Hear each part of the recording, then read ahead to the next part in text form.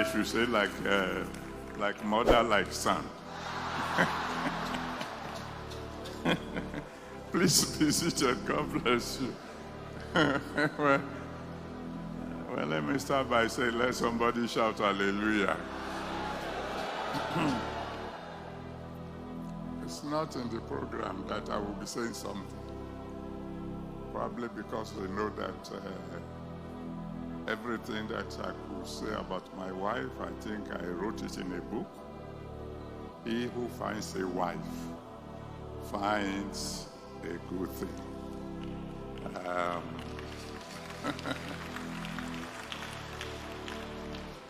Apart from the salvation of my soul and the baptism in the Holy Spirit, the best thing that God has done for me is to give me a good wife.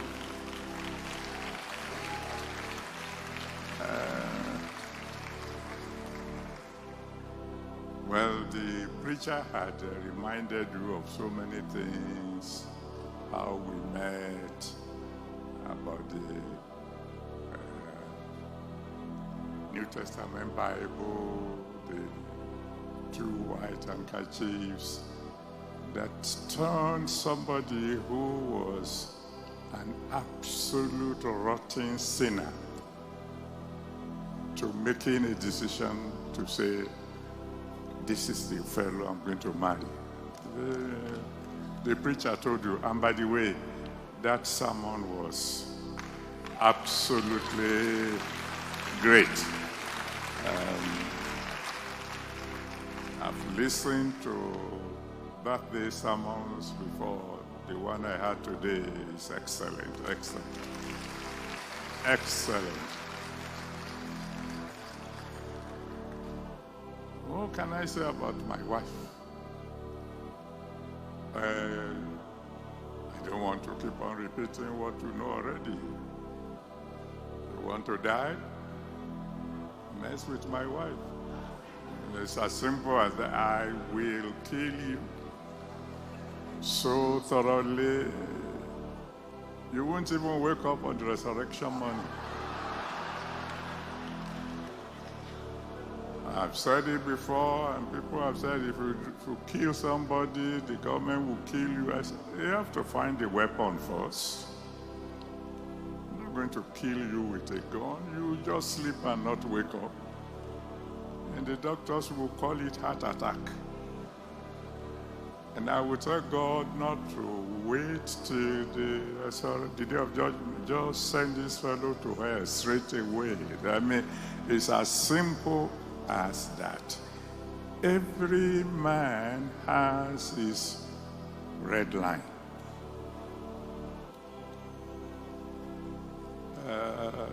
Of recent, I heard that somebody was talking and saying that Pastor Adeboye is getting the power he uses from some demons at redemption camp. And some people say, aren't you going to answer this one? I said, we should be praying because this man is committing the unpardonable sin. When somebody begins to give the glory of the Holy Spirit to demons, that's what Jesus Christ said. That's what they said to Jesus about Jesus. They said he's casting out demons using the power of demons. And Jesus Christ said, well, that fellow is not only doomed in this world, but he's doomed in the world to come.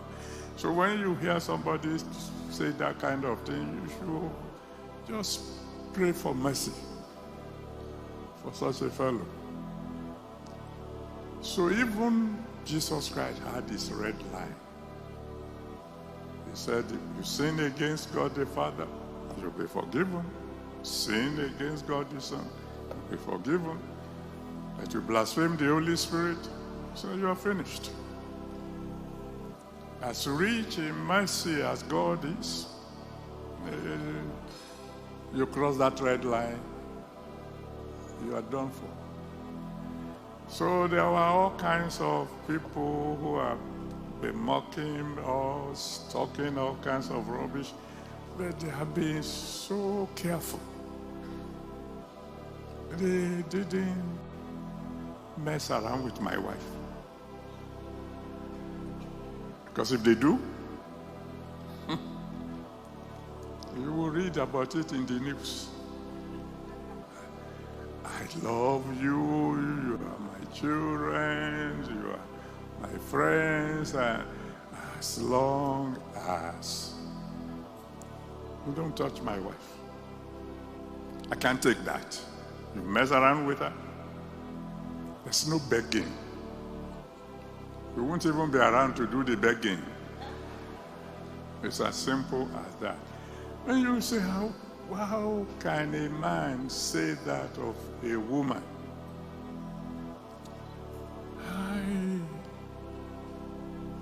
Well, maybe I never told you this one. I'm probably just one thing to say. Apart from the fact that we suffered together, apart from the fact that of all the people who were courting her, I was the poorest. She's a princess, and I'm a nobody, etc., etc. Apart from all those ones that, when the Lord was dying on the cross, he looked down from the cross and saw one fellow and said, "Hey, boy, look after my mother." Apart from the fact that when I was coming to do my postgraduate studies, I could hand over my mother to this woman, and I knew she would take care.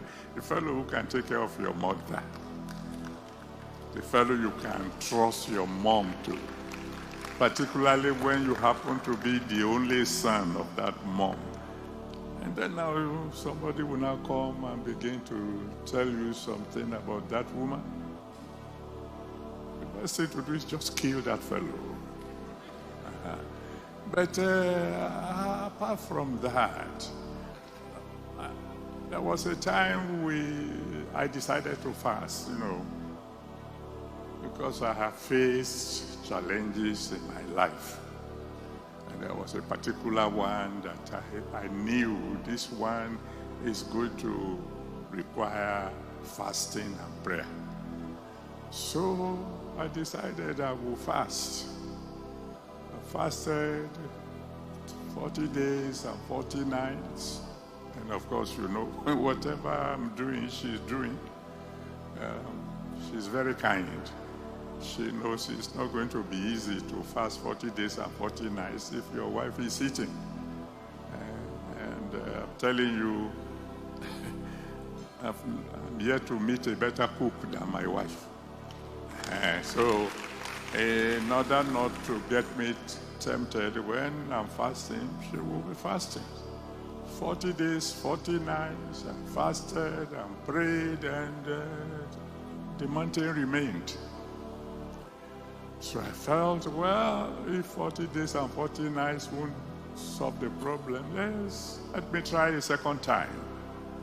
Another 40 days and 40 nights, and she joined me, and the mountain remained. So I said, all right, I think what I would do is this. My dear, I'm going to fast until this problem is solved. At least if God sees that I'm about to die, he will have to respond. So let's reach an agreement. By the time we reach 40 days and 40 nights, if this problem is not yet solved, you will break and I will continue. And we agreed. Then 40 days and 40 nights came. And the mountain was a little bigger than before we started. So if you think you have seen mountains before, I have seen maybe one or two. So I decided I will continue. So my dear, thank you very much. You've done your bit. 40 days, 40 nights, 3 times in 1 year. You have to be a very special wife. So thank you very much. She said, no. When you stop is when I stop.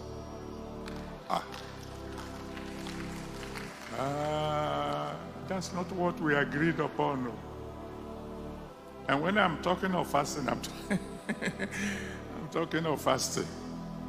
You know, that kind of fasting that all the holes in your belt, you have to punch new ones because you have contracted a little bit. 41st day,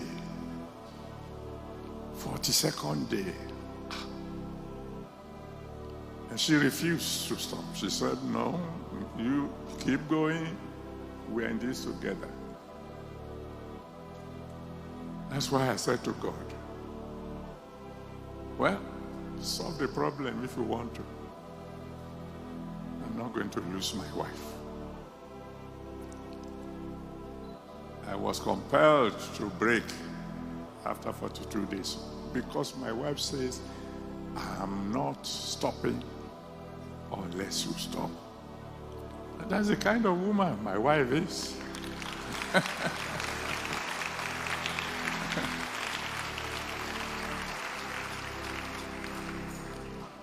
So when a man says, I want to spend the rest of my life with a woman, and the woman is someone who says, well, if you have to die, we die together. And if you want to live, you live together. So if anybody sees the glory of God in our lives today and is upset, may God forgive. If you see the glory and you don't know the story, may God forgive you. Maybe that's about all I should say about my wife. All the other things you have said, at least those you know. Some of you don't know 10% of our generous nature. Many of you have no idea what lengths she will go to, particularly when someone is down, to see that that fellow is lifted up. Probably because of my own nature of assignment. Someone may have a problem. They will inform us as a couple, and of course he is my prayer partner. And we will pray. And because there are several other things for me to think about, there may be a tendency for me to feel that I've prayed about that problem, I've fasted about it, I've done something. But she won't let me forget. She will suddenly say, we have an unfinished job. There is pastor so-and-so, there is sister so-and-so, there is brother so-and-so. The miracle we are expecting for that person is not yet here. And I will get back to square one. I thank God for that lady. One thing is certain. If there's anyone going to heaven, my wife is going. I know that. I had to beg her, even this morning as we were sitting down here. You are the one people have come to celebrate God about. Relax now, at least for 2 hours. Enjoy the program. As we were sitting down there, well, have they given something for that fellow? What about that lady at 3x3? Have they sent it? Relax. Somebody is doing that. That's why I'm able to stay in the prayer room throughout the convention, praying.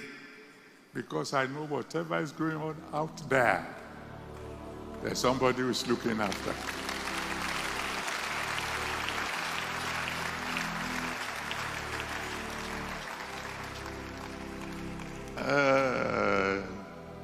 ID had always asked me, what is your pet name for your wife? Honeysuckle. If it's honeysuckle, I will eat it up.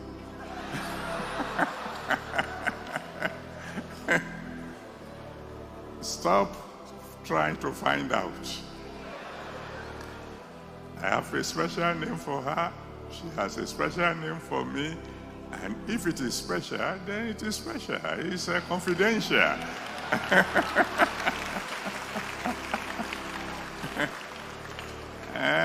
So, thank you all for coming. You will all be celebrated. God bless you all. And happy birthday, darling. God bless you.